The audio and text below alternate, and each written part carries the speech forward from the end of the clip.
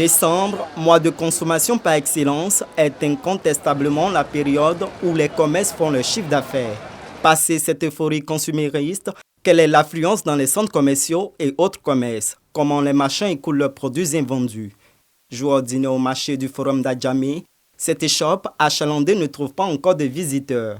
Le marchand s'occupe à dépoussiérer et ranger les articles. La grise mine est la chose la mieux partagée ici. La plupart de ces commerces proposent des vêtements pour femmes.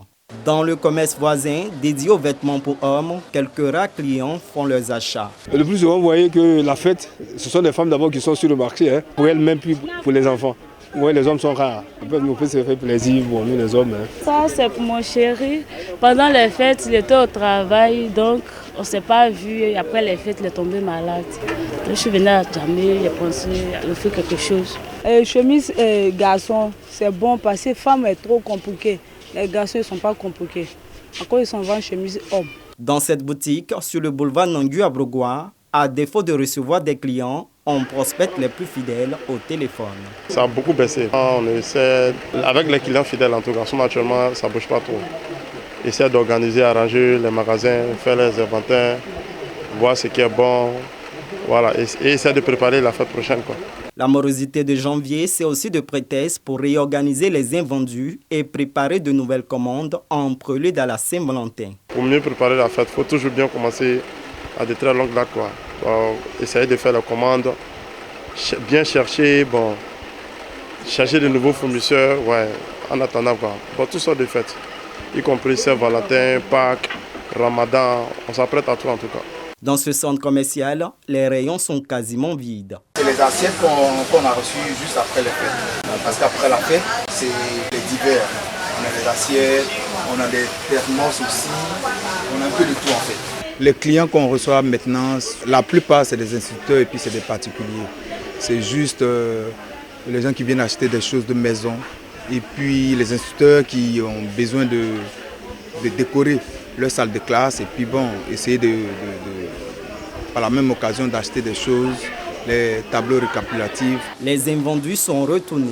On essaie plus ou moins de faire des retours de ce qui est resté. L'ancien stock, on va évacuer ça là. Pas de répit pour les rayonistes qui s'affairent à décharger ces cartons. Du Nouvel An à la fête des amoureux, il n'y a que 6 semaines qu'il faut anticiper.